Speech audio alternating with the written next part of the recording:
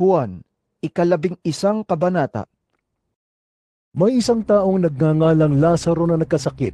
Nakatira siya sa Betanya, kasama ang mga kapatid niyang sina Maria at Marta. Si Maria ang nagbuhos ng pabango sa paa ng Panginoon, at pagkatapos ay pinunasan iyon ng kanyang buhok. Dahil may sakit si Lazaro, nagpasabi kay Jesus ang magkapatid, Panginoon, ang minamahal ninyong kaibigan ay may sakit. Nang marinig ito ni Jesus, ay sinabi niya, Hindi niya ikamamatay ang sakit na ito. Nangyari iyon upang maparangalan ang Diyos, at sa pamamagitan nito'y maparangalan ang anak ng Diyos. mahal ni Jesus ang magkakapatid na Marta, Maria at Lazaro. Gayunman, nagpalipas pa siya doon ng 2 araw mula nang mabalita ang may sakit si Lazaro. Pagkatapos nito, sinabi niya sa kanyang mga alagad. Magbalik tayo sa Judea. Sumagot ang mga alagad. Rabi, hindi po ba't kamakailan lamang ay pinagtangkaan kayong batuhin ng mga tao? Bakit pupunta na naman kayo doon? Sinabi ni Jesus, Hindi ba't may 12 oras sa maghapon? Hindi matitisod ang lumalakad kung umaga, sapagkat nakikita niya ang nagbibigay liwanag sa daigdig na ito. Subalit natitisod ang lumalakad kung gabi, sapagkat wala na siyang liwanag. idinugtong pa ni Jesus. Natutulog ang kaibigan nating si Lazaro. Pupunta ako upang gisingin siya. Panginoon, kung natutulog lang po siya, ay gagaling siya. Sagot ng mga alagad. Ang ibig sabihin ni Jesus ay patay na si Lazaro. Ngunit ang akala ng mga alagad ay talagang natutulog lamang ito. Dahil dito'y tuwirang sinabi ni Jesus, Patay na si Lazaro. Ngunit dahil sa inyo, ako'y nagagalak na wala ako roon. Nang sa gayon, ay sumampalataya kayo sa akin. Tayo na, puntahan natin siya. Sinabi ni Tomas na tinatawag na kambal sa kanyang mga kasama. Sumama tayo sa kanya nang mamatay tayong kasama niya. Pagdating ni Jesus, nalaman niyang 4 na araw nang nakalibing si Lazaro. May 3 kilometro lamang ang layo ng Jerusalem sa Betanya. At maraming Hudyo ang dumalo kina Marta at Maria upang makiramay sa pagkamatay ng kanilang kapatid. Nang mabalitaan ni Marta na dumarating si Jesus, sinalubong niya ito. Ngunit si Maria na may naiwan sa bahay, sinabi ni Marta, Panginoon, kung narito po kayo, hindi sana namatay ang kapatid ko. Subalit alam kong kahit ngayon ipagkakaloob sa inyo ng Diyos ang anumang hingi ninyo sa Kanya. Muling mabubuhay ang iyong kapatid. sabi ni Jesus. Sumagot si Marta. Alam ko pong siya'y mabubuhay muli sa huling araw. Sinabi sa kanya ni Jesus, Ako ang muling pagkabuhay at ang buhay.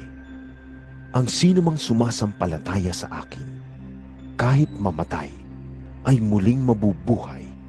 At sino mang nabubuhay at sumasampalataya sa akin, ay hindi mamamatay kailanman. Naniniwala ka ba sa sinasabi ko? sumagot siya. Opo, Panginoon. Naniniwala po akong kayo ang Kristo, ang anak ng Diyos na inaasahang darating sa sanlibutan. Pagkasabi nito, umuwi si Marta.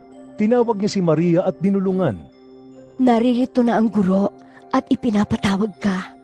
Pagkarinig nito'y nagmadaling tumayo si Maria upang salubungin si Jesus. Wala pa si Jesus sa nayon. Naroon pa lamang siya sa lugar kung saan siya sinalubong ni Marta. Nang makitang si Maria ay nagmamadaling tumayo at lumabas, sinundan siya ng mga Hudyong nakikiramay sa kanila. Akala nila'y pupunta siya sa libingan upang umiyak. Pagdating ni Maria sa kinaroroonan ni Jesus, nagpatira pa siya sa paanan nito at nagsabi, Panginoon, kung narito po lamang kayo, hindi sana namatay ang aking kapatid. Nahabag si Jesus at nabagbag ang kanyang kalooban nang makita niyang umiiyak si Maria, pati ang mga Hudyong kasama nito. Saan ninyo siya inilibing? Tanong ni Jesus, sumagot sila, Panginoon, hali kayo at tingnan ninyo. Tumangi si Jesus, kaya't sinabi ng mga Hudyo, Tingnan ninyo, talagang mahal na mahal niya si Lazaro. Sinabi naman ng ilan, Napagaling niya ang bulag. Bakit hindi niya napigilang mamatay si Lazaro? muling nabagbag ang kalooban ni Jesus pagdating sa libingan. Ang pinaglibingan kay Lazaro ay isang yungit na natatakpan ng malaking bato. Alisin ninyo ang bato. Utos ni Jesus. Ngunit si Marta na kapatid ng namatay ay sumagot.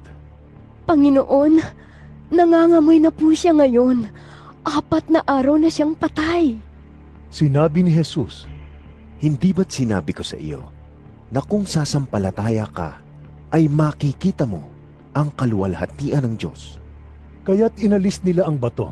Tumingala si Jesus sa langit at sinabi, Ama, nagpapasalamat ako sa iyo sapagkat dininig mo ako at alam kong lagi mo akong dinirinig. Ngunit sinasabi ko ito dahil sa mga taong naririto upang maniwala silang ikaw ang nagsugo sa akin. Pagkasabi nito ay sumigaw siya. Lazaro, lumabas ka! Lumabas nga si Lazaro na nababalot ng telang panlibing ang mga kamay at paa. May nakabalot ding tela sa mukha niya. Inutos ni Jesus sa kanila. Kalagan niyo siya, at nang makalakad siya, Marami sa mga Hudyong dumalaw kina Maria ang nakakita sa ginawa ni Jesus at sumampalataya sila sa kanya. Ngunit may ilan sa kanila na pumunta sa mga Pariseo at ibinalita ang ginawa ni Jesus. Kaya tinipon ng mga punong pari at mga Pariseo ang mga kagawad ng kataas-taasang kapulungan ng mga Hudyo. Kanilang sinabi, Ano ang gagawin natin? Gumagawa ng maraming himala ang taong ito. Kung siya'y pababayaan nating magpatuloy sa kanyang mga ginagawa, maniniwala sa kanya ang lahat. Paparito ang mga Romano at wawasakin ang ating templo at ang ating bansa. Ngunit ang isa sa kanila, si Caifás na siyang pinakapunong pari ng taong yon, ay nagsabing, Wala kayong alam? Hindi ba ninyo naiisip na mas mabuti sa inyo na isang tao lamang ang mamatay? Alang-alang sa bayan? Kaysa mapahamak ang buong bansa? Hindi mula sa kanyang sarili ang sinabi niyang ito. Bilang pinakapunong pari ng taong yon, nagpahayag siya ng propesiya na dapat mamatay si Jesus alang-alang sa bansa, kundi upang tipunin ang mga anak ng Diyos na nasa iba't ibang dako. Mula noon, pinagplanuhan na nila kung paano maipapapatay si Jesus. Dahil dito, si Jesus ay hindi nahayagang naglakad sa Judea. Sa halip, siya ay nagpunta sa Ephraim, isang bayang malapit sa ilang, at doon muna tumigil kasama ng kanyang mga alagad. Nalalapit na ang pista ng Paskwa. Maraming tagalalawigan ang pumunta sa Jerusalem bago sumapit ang kapistahan upang isagawa ang seremonya ng paglilinis. Hinanap nila si Jesus at habang sila'y nag-uusap-usap sa templo, sila'y nagtanungan. Ano sa palagay ninyo? Paparito kaya siya sa pista? Ipinag-utos ng mga punong pari at ng mga Pariseo na ipagbigay alam sa kanila ng mga tao kapag nalaman nila kung nasaan si Jesus upang ito'y maipadakip nila.